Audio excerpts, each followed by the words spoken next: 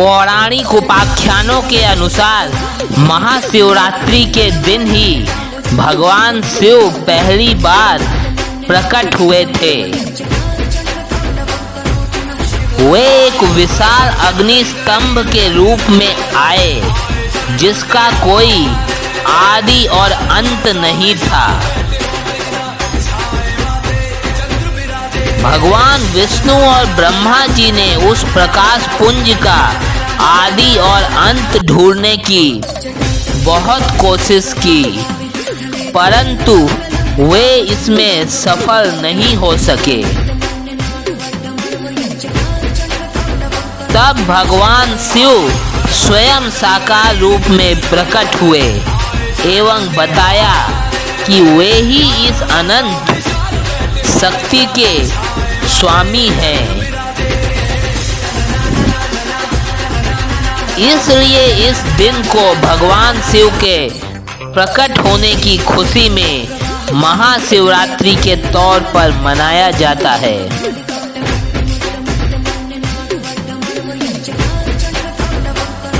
एक अन्य पौराणिक कथा के अनुसार महाशिवरात्रि के दिन ही भगवान शिव के 12 ज्योतिर्लिंग इस धरती पर प्रकट हुए थे।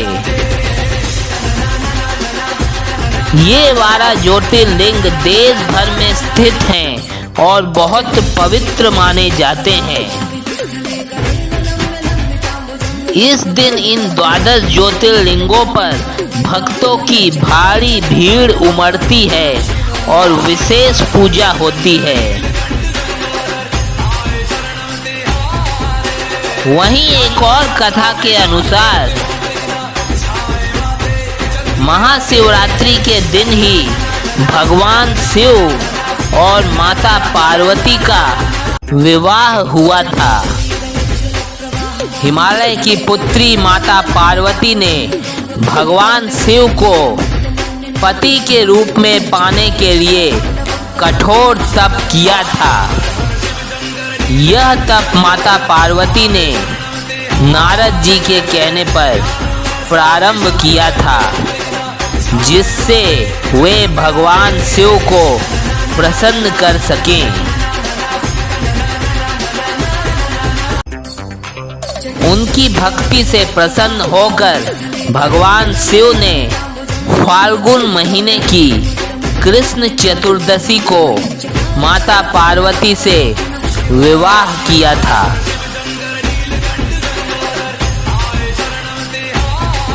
इसलिए इस दिन को शिव और शक्ति के मिलन के रूप में भी मनाया जाता है।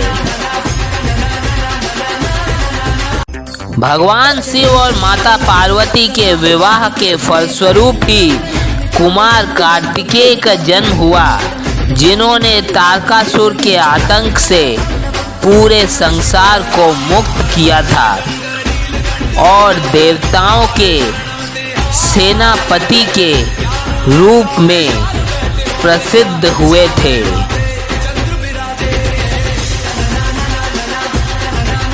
एक अन्य मान्यता के अनुसार प्रलय की बेला में इसी दिन प्रदोष के समय भगवान शिव तांडव करते हुए पूरे ब्रह्मांड को तीसरे नेत्र की ज्वाला से भस्म कर देते हैं।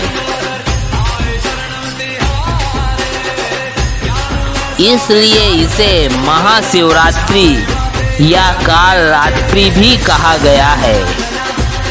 महाशिवरात्रि व्रत कथा के अनुसार चित्रभानु नामक एक शिकारी था। जानवरों का शिकार करके वह अपने परिवार को पालता था। एक दिन अपने दिनचर्या की भांति वह जंगल में शिकार के लिए निकला।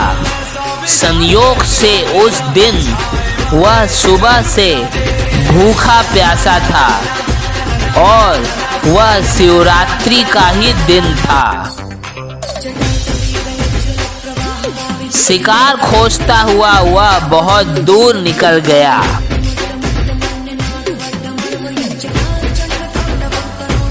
जब रात्रि का अंधकार हो गया तो उसने विचार किया कि रात जंगल में ही बितानी पड़ेगी। वह वन में एक तालाब के किनारे एक बेल के पेड़ पर चढ़कर रात बीतने का इंतजार करने लगा। बिल्व वृक्ष के नीचे एक शिवलिंग था जो बिल्व पत्रों से ढका हुआ था। शिकारी को उसका पता ना चला।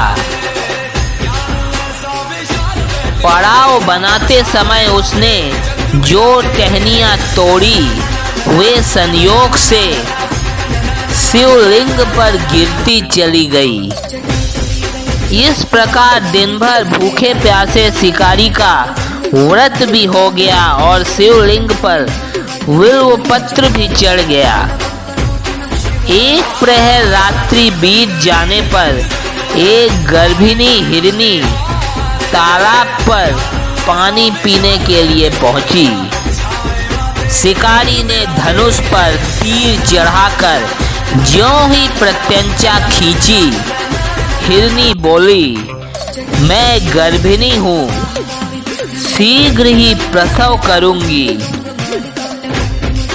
तुम एक साथ दो जीवों की हत्या करोगे जो ठीक नहीं है। मैं बच्चे को जन्म देकर शीघ्र ही तुम्हारे समक्ष प्रस्तुत हो जाऊंगी, तब मार लेना।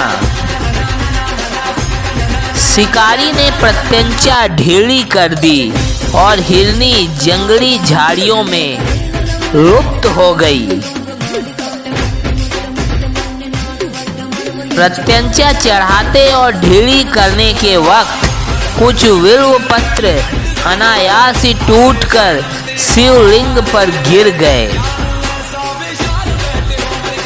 इस प्रकार उससे अनजाने में ही प्रथम प्रहर का पूजन भी संपन्न हो गया। कुछ ही देर बाद एक और हिरनी उधर से निकली। समीप आने पर शिकारी ने धनुष पर पुनः बाण चढ़ाया। तब उसे देख हिरनी ने शिकारी से उसे छोड़ देने का निवेदन किया, जिससे वह अपनी पति से मिलकर वापस आ सके। शिकारी ने उसे जाने दिया। इस बार भी धनुष से लगकर कुछ बेल पत्र शिवलिंग पर जा गिरे तथा दूसरे प्रहर का पूजन भी संपन्न हो गया। तभी अन्य एक हिरनी अपने बच्चों के साथ उधर से निकली।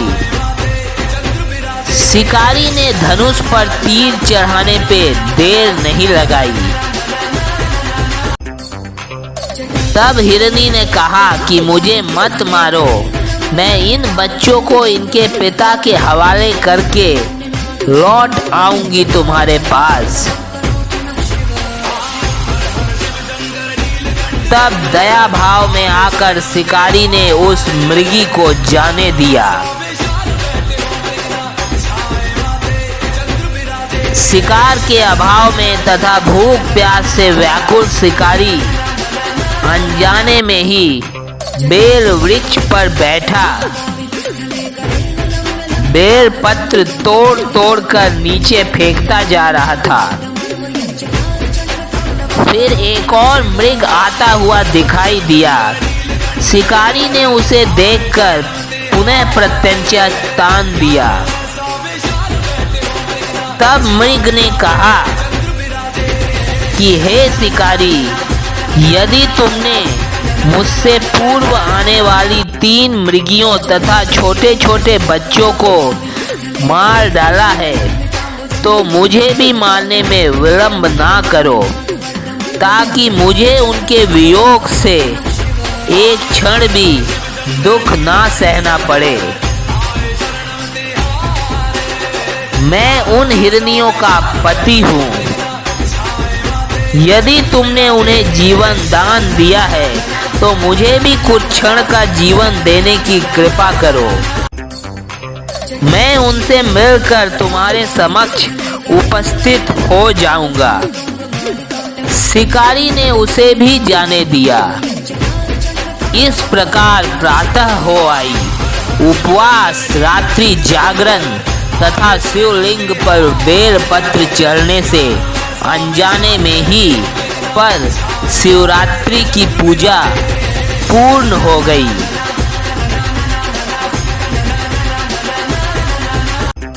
पर अनजाने में ही की हुई पूजन का परिणाम उसे तत्काल मिला।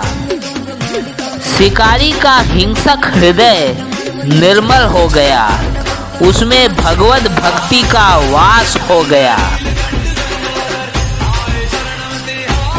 थोड़ी ही देर बाद वह मृग सपरिवार शिकारी के समक्ष उपस्थित हो गया ताकि वह उनका शिकार कर सके। किंतु जंगली पशुओं की ऐसी सत्यता, सात्विकता एवं सामूहिक प्रेम भावना देखकर शिकारी को बड़ी ग्लानि हुई। उसने मृग परिवार को जीवन दान दे दिया। अनजाने में शिवरात्रि के व्रत का पालन करने पर शिकारी को भगवान शिव के दर्शन प्राप्त हुए और मोक्ष और शिवलोक की प्राप्ति हुई।